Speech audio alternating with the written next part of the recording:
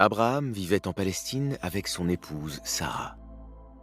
Il allait régulièrement rendre visite à son fils Ismaël en Arabie. Les années passèrent. Ismaël devint adolescent. Un jour, Abraham fit un rêve. Il se voyait sacrifier son fils Ismaël. La vision des prophètes participant de la révélation, il sut que ce fut un commandement de Dieu. Il en fut très affligé, mais sa foi était inébranlable. Il décida d'accomplir l'ordre divin. Abraham partit avec son fils au sommet d'une montagne et informa son fils. « Oh mon fils, je me suis vu en songe en train de t'immoler. Dis-moi ce que tu en penses. » Mon cher père, fais ce qui t'est commandé. Tu me trouveras s'il plaît à Dieu du nombre des endurants. Ils se résignèrent alors à accomplir ce sacrifice.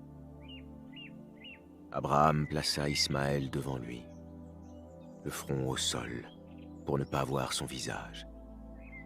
Il plaça le couteau sur sa nuque, mais le couteau ne coupait pas.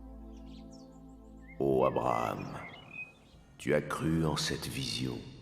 C'était là certes une épreuve manifeste. Que la paix soit sur Abraham. » Dieu avait épargné Ismaël en offrant à Abraham un bélier. Certains disent que ce fut l'offrande d'Abel que Dieu renvoya sur terre pour qu'Abraham le sacrifie. Les années passèrent. Agar mourut, et Ismaël devint adulte. Chaque année, Abraham rendait visite à son fils Ismaël.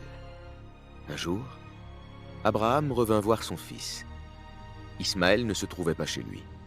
Il trouva sa femme et l'interrogea sur leur situation, et elle lui répondit qu'il vivait dans la gêne. « Lorsque ton époux sera de retour, tu lui diras que je lui adresse mon salut, et qu'il doit changer le seuil de sa demeure. » Lorsqu'Ismaël fut de retour, sa femme l'en informa. Ismaël comprit que c'était son père Abraham et qu'il lui demandait de se séparer de cette femme. Abraham revint quelque temps après pour voir son fils. Il ne le trouva pas, mais il vit qu'il avait une nouvelle épouse. Il l'interrogea sur leur situation, et elle répondit qu'elle vivait bien par la grâce de Dieu. Abraham fut satisfait et demanda à Dieu de bénir leur nourriture. Abraham s'absenta encore quelque temps, puis revint à la Mecque pour voir son fils. Il le trouva sous un arbre près du puits de Zemzem, taillant des flèches. Ismaël se leva, alla à sa rencontre, et ils s'étreignirent comme seul un père et son fils peuvent le faire.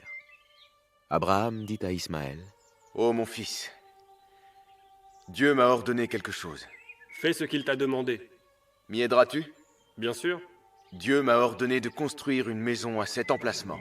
Ils élevèrent alors les fondations de la maison. Ismaël apportait des pierres, tandis qu'Abraham s'attelait à la construction. Ils invoquèrent en ces termes. « Ô Seigneur, accepte ceci de notre part, car c'est toi l'audient l'omniscient. » Gabriel leur apporta ensuite la pierre noire.